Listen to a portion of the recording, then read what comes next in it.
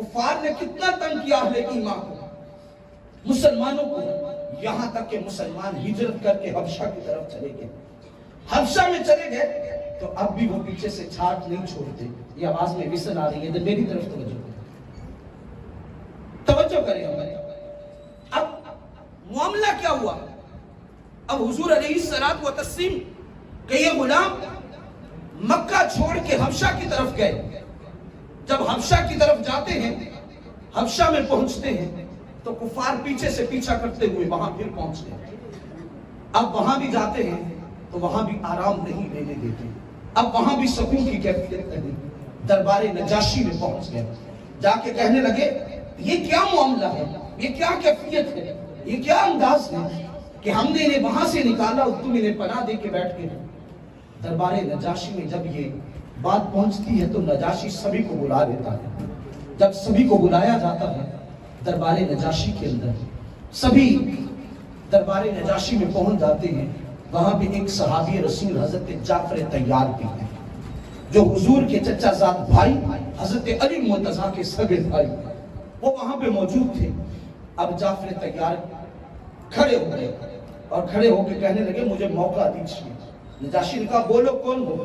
کہا ہم وہ ہیں جو بیٹیوں کو زندہ درگور کرتے تھے، ہم وہ ہیں جو راہ جاتے راہگیر کو قتل کر دیتے تھے، ہم وہ ہیں جو بتوں کے پجاری تھے، ہم وہ ہیں جنہوں نے ظلم و ستم کی ایسی ایسی داستانیں رقم کی ہیں کہ ہماری جیسی داستان کہیں سے ملتی نہیں ہے، اور ہم وہ ہیں جس نے کیچڑے کو بھی اپنا معبود بنا لیا۔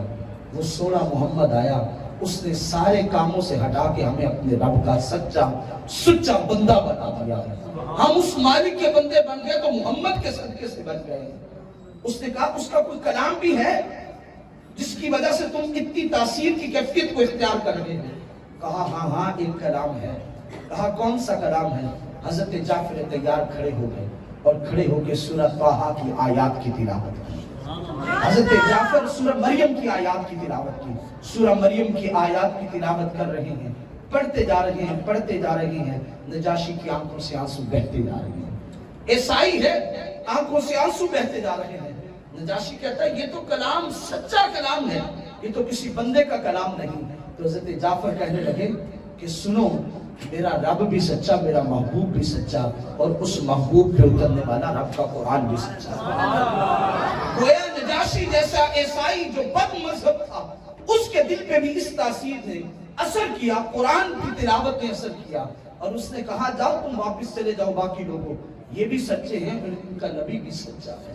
اور نجاشی وہ شخص ہے جس نے بظاہر تو لوگوں کے سامنے ایمان کی کیفیتوں کو واضح نہ کیا اور باہر میدان میں نہ اترا۔ حضور نے اسے اعزاز یہ بخشا کہ حضور صلی اللہ علیہ وسلم نے نجاشی کا جنازہ خود پڑھا، حالانکہ حضور کے سامنے ان کی تربت نہیں تھی، ان کی میت نہیں تھی، لیکن حضور نے کہا صحابہ تم پیچھے کھڑے ہو جاؤ اور میں جنازہ پڑھاتا ہوں۔ مفسرین فرماتے ہیں، محدثین فرماتے ہیں، اللہ نے نجاشی کی میت حضور کے سامنے کر دی تھی، مصطفیٰ اپنی آنکھوں سے دیکھ کے اس کا جنازہ پڑھا رہے۔